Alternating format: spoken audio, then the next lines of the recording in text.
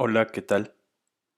Vengo a traerles esta vez una preocupación personal que quiero compartir con ustedes. Es qué pasa con la cirugía y el cáncer ginecológico en esta época de pandemia por el SARS-CoV-2, ¿verdad?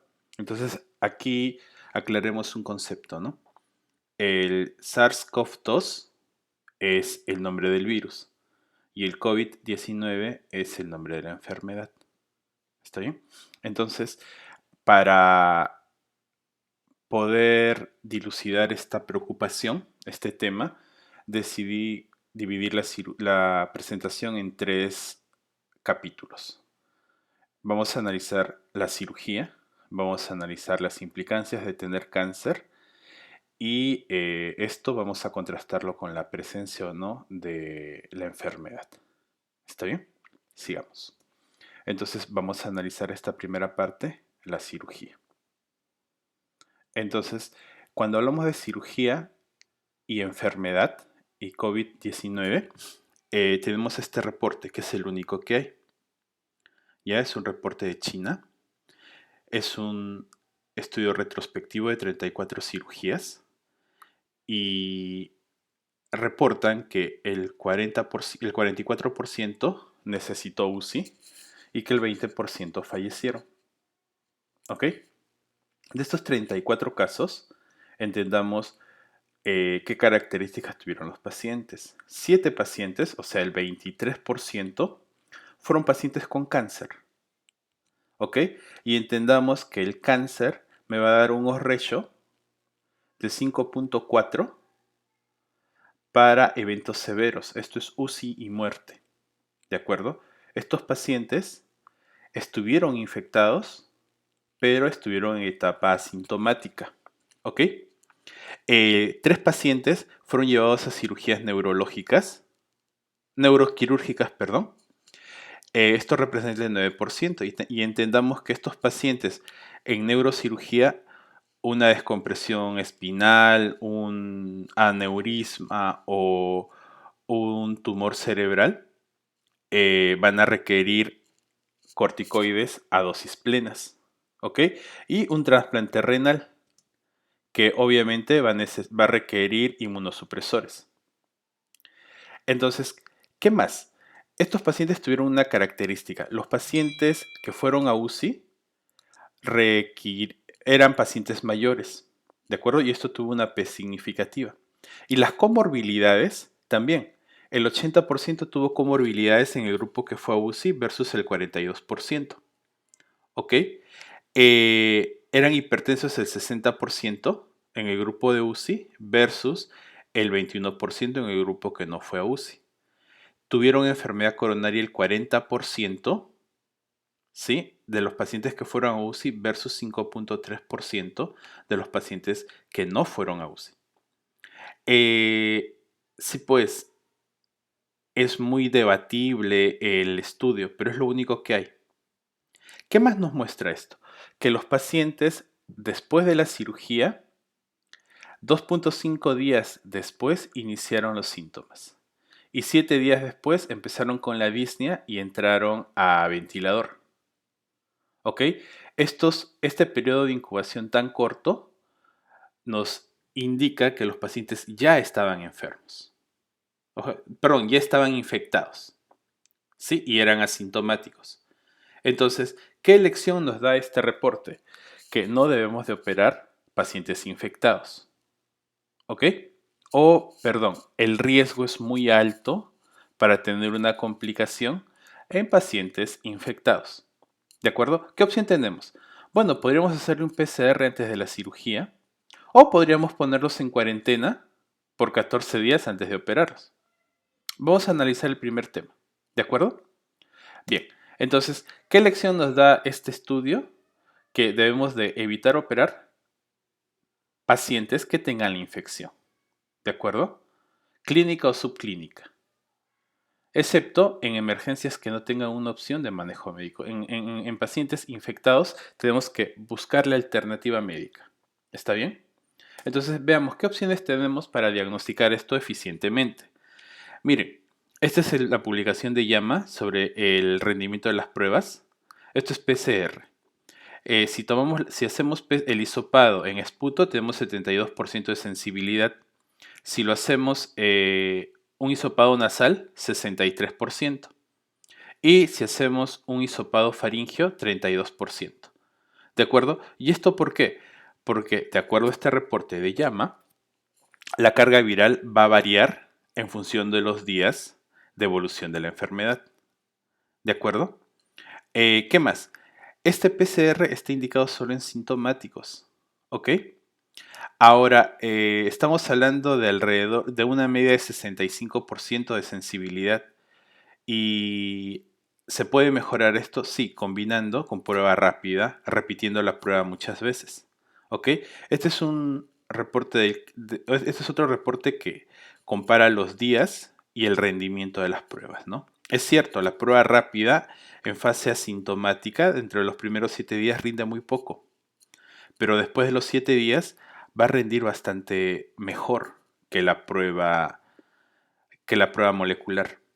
¿Ok? Entonces, a tener en cuenta esto.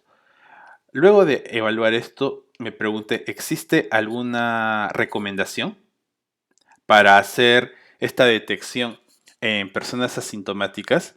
Bueno, sí. Esto ha salido hace poco. Es para gestantes. Resulta que el 15% de las gestantes más aproximadamente van a tener infección y van a estar asintomáticas. O sea, van a estar infectando. ¿Ok?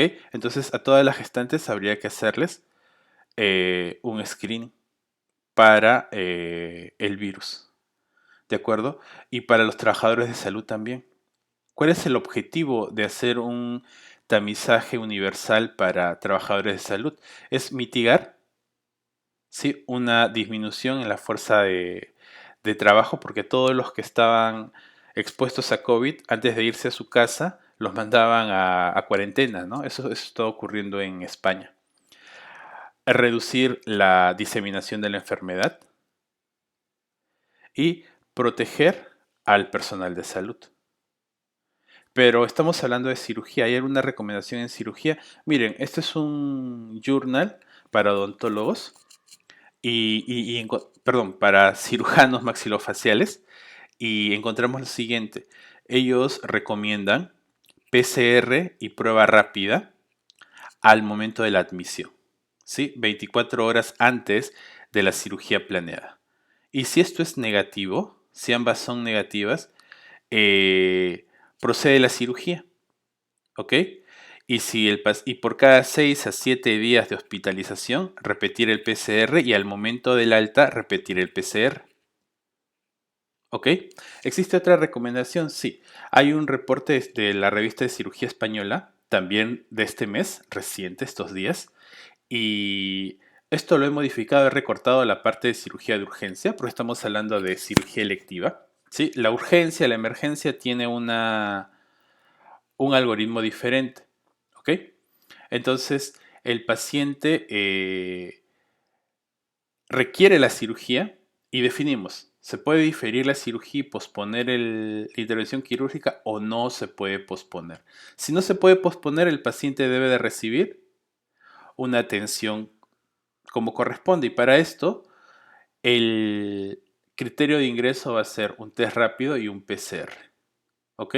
Y con los resultados negativos procedemos a hacer la cirugía de forma estándar. ¿Ok? Entonces, recapitulemos. Si tenemos una primera consulta, primero, hay que entender que tenemos que disminuir el número de visitas. Entonces, en una primera consulta hay que pedir todo. ¿Ok? Luego reevaluar al día 7 para hospitalizar. Y hospitalizadas pedir PCR y un test serológico, ¿no? Una prueba rápida. ¿Ok? La otra opción es ponerlos en cuarentena 14 días. Y luego de eso, hospitalizarlos y operarlos. ¿Ok? Operar con protecciones sanitarias correctas. Y en el posoperatorio, o sea, el segundo día del posoperatorio, evaluar el alta. Durante el posoperatorio hay que mantener un acompañamiento reducido y distancia social. Y al alta hay que mandarlos a casa lo más rápido posible y hacer una entrega de resultado vía telemedicina, ¿no? ¿De acuerdo? Hay que hacer admisiones escalonadas, no muchos pacientes, solo los que se van a operar, y estos se van a operar en función de valoración del riesgo-beneficio. Entendamos que esta pandemia está retrotrayendo recursos y logística hacia la pandemia. Entonces estamos descuidando el área de cáncer, el área de laboratorio probablemente, haya menor disponibilidad de banco de sangre, etcétera, etcétera. ¿Ok? Estos pacientes deben de tener una doble prueba y si estas pruebas son negativas, proceder a la cirugía y buscar un alta precoz. ¿Está claro? Esto en cuanto a cirugía. Establezcamos entonces hasta aquí que el operar pacientes asintomáticos con infección por el virus va a ser de alto riesgo. ¿Ok? Ahora, ¿y si hay cáncer? Bueno, establezcamos primero nuestra realidad. Si buscamos cáncer ginecológico, los casos, esto es Globocan 2018, los casos estimados para cáncer de cervix, endometrio y ovario, ¿sí? Para un año son alrededor de 6.500 casos. De estos, la distribución va a ser como sigue. ¿Ok? Incluí mama porque me picó la mano.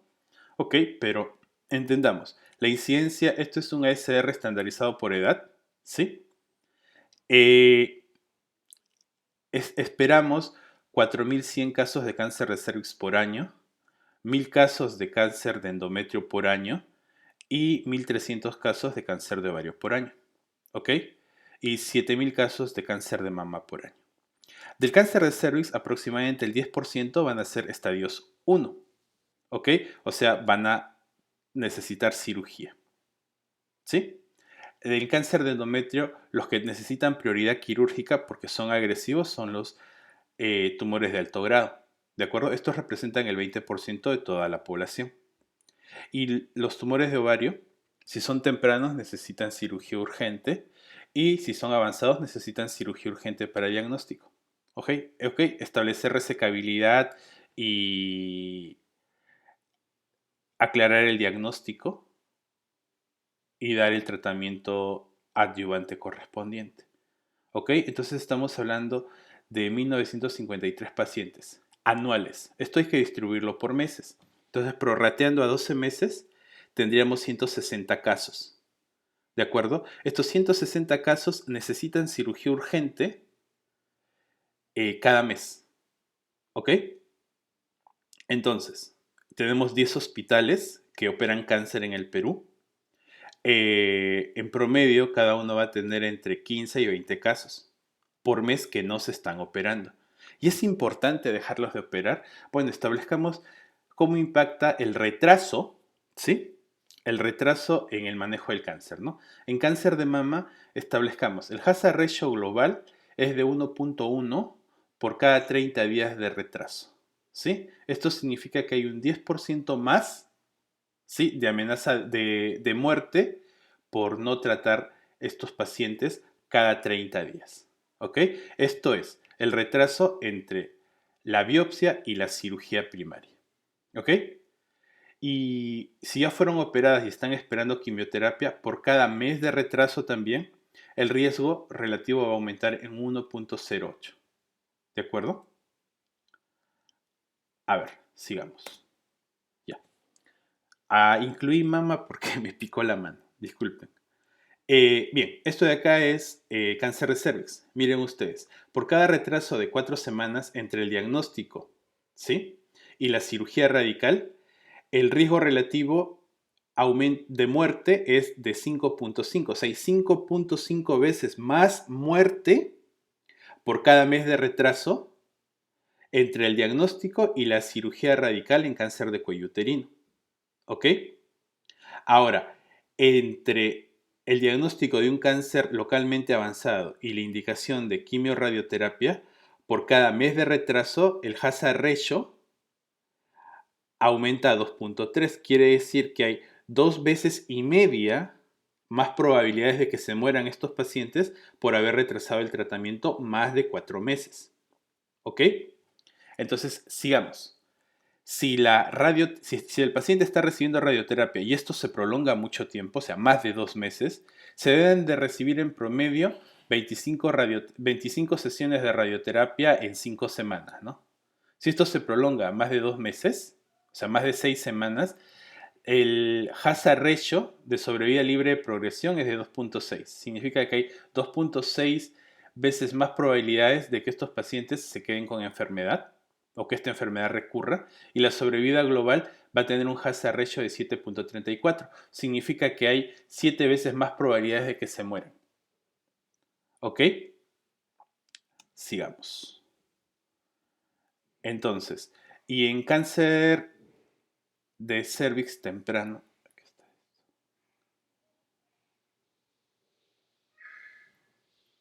ya. ¿Y podemos retrasar el tratamiento? La idea es que sí y que no. ¿Ok? Hay evidencia que se puede dar quimioterapia a las pacientes y esperar hasta 20 semanas. Esto se ha visto sobre todo en gestantes. ¿Sí? Pero hay reportes también que nos hablan de que durante este tiempo hay riesgo de progresión. ¿Qué es esto? Se ha encontrado hasta un 25% de enfermedad en ganglios pélvicos. ¿Ok? Significa que la enfermedad avanzó a pesar de todo. ¿Ok? Esto es un tema de controversia. O sea, hay riesgo de progresión a pesar de todo. ¿Ok? Entonces, miren, esto es cáncer de ovario. Entre la cirugía primaria, la citorreducción primaria y la quimioterapia, ¿ok?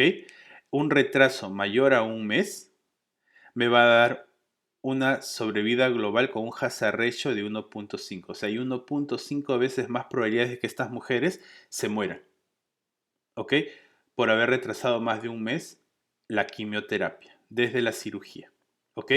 Si ya la paciente recibió quimioterapia y está esperando una cirugía, ¿sí?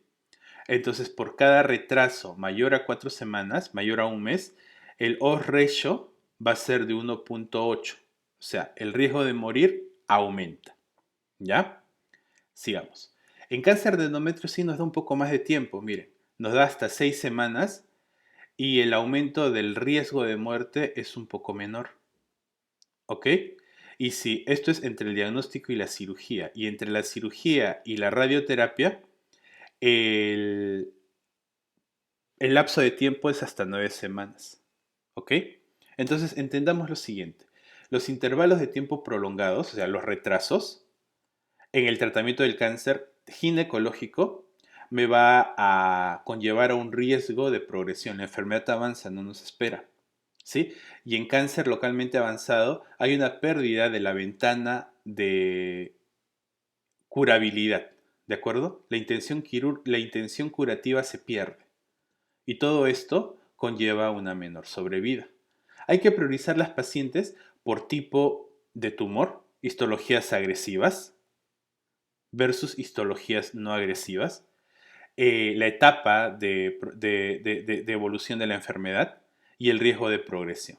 ¿De acuerdo? El cáncer de mama, por tanto, puede esperar hasta 4 semanas, el cáncer de endometrio hasta 6 semanas, cáncer de ovario 4 semanas y cáncer de cuello uterino 4 semanas.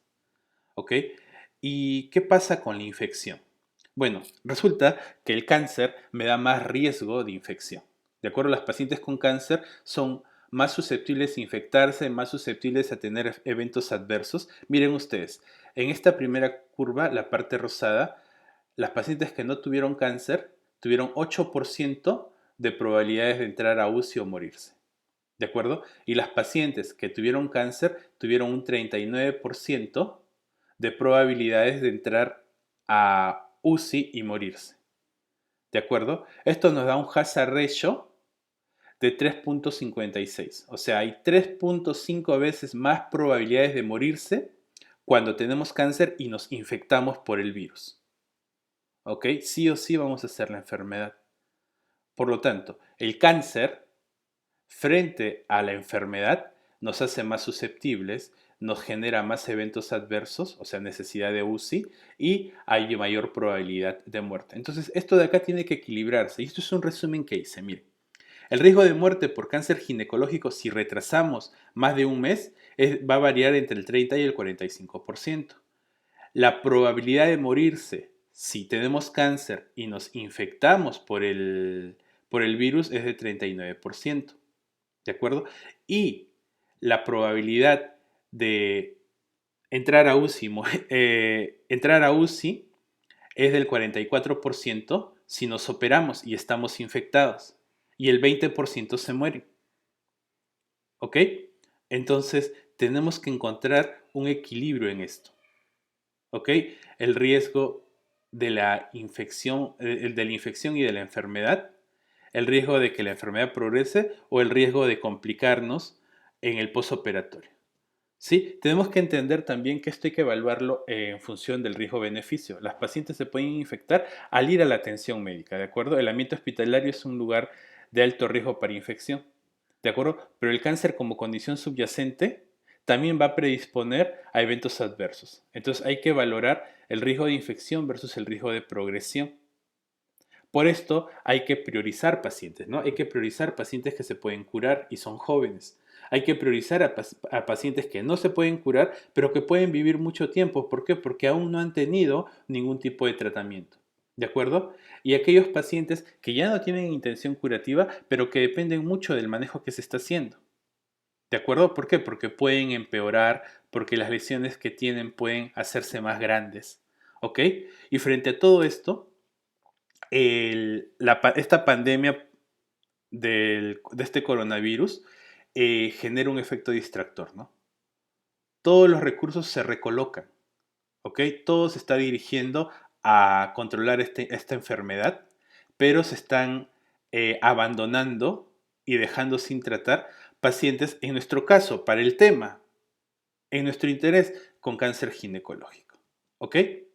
Entonces, ¿qué es lo que hay que hacer? Hay que operar. ¿Y qué necesitamos para operar? Logística y recursos. Necesitamos decidir qué pacientes se van a operar y qué no. Tenemos que tener protección para el personal y tenemos que garantizar protección para el paciente. Entonces, cuando evaluamos la logística y los recursos, tenemos que hacer este triaje de síntomas respiratorios a los pacientes y aquellos que sean asintomáticos hay que hacerles pruebas, hay que hacer tamizaje universal para los pacientes. ¿Ok? Hay que proteger al personal y al paciente. Hay que tener una ruta exclusiva para estos pacientes, para que no se infecten en el camino. ¿De acuerdo? Hay que establecer las brechas y áreas de riesgo. ¿Sí? El principio de tratamiento no cambia, pero sí vamos a ajustarnos frente a esta epidemia. ¿De acuerdo? Entonces, ¿qué requisito tiene que tener la sala? Tiene que tener una presión negativa, o sea, un ingreso, un filtro EPA, de acuerdo en sala de operaciones, un extractor de aire, ¿sí? Para extraer permanentemente partículas y aire del ambiente quirúrgico, ¿de acuerdo? Tenemos que tener un área de espera, ¿sí? Y que tienen que tener presión negativa, ¿sí? La presión negativa tiene que ser de 4.7 pascales en sala de operaciones y de 1.2 pascales negativos, ¿sí? En la sala de espera, ¿no? Tenemos que tener una ruta exclusiva para el traslado de los pacientes, o sea, tenemos que bypasear todos los caminos. ¿Está bien? Tenemos que establecer una decisión de tratamiento y esto básicamente va a estar en función del criterio médico. ¿Ok? El manejo aquí es individualizado valorando riesgos-beneficios. ¿De acuerdo? Eh, acá. Acá tenemos que establecer, esta es una recomendación sobre qué pacientes deben de manejarse con urgencia, los de alto riesgo. Los de riesgo bajo o los de riesgo intermedio pueden esperar hasta 3 meses. Los que no pueden esperar son cáncer de endometrio tipo 2, o sea, los de alto riesgo, masa ovárica sospechosa de malignidad, cáncer de cervix 1B y cáncer de ovario avanzado. ¿Sí? Aquellos pacientes que requieren quimioterapia neoadyuvante y aquellos con cáncer de ovario avanzado. Todos los cánceres ginecológicos que requieran radiación, básicamente representado por cáncer de cervix, necesitan tener esta radiación. ¿Ok? Hay que proteger al personal, hay que protegerlos adecuadamente. ¿Ok? Hay que segregar el número de personas que trabajan en un ambiente, en nuestro ambiente quirúrgico. Esto se llama segregación del staff médico. Hay que utilizar todo el equipo de protección personal. Y miren, esto es un trabajo que les traía en relación a las máscaras, ¿no?, quirúrgicas. La máscara quirúrgica no tiene el filtrado adecuado contra aerosoles de 0.9, 2 o 3.1 micrómetros, ¿no?, de diámetro. ¿De acuerdo? Entendamos que las partículas del virus son entre 0.08 a 0.14 micrómetros.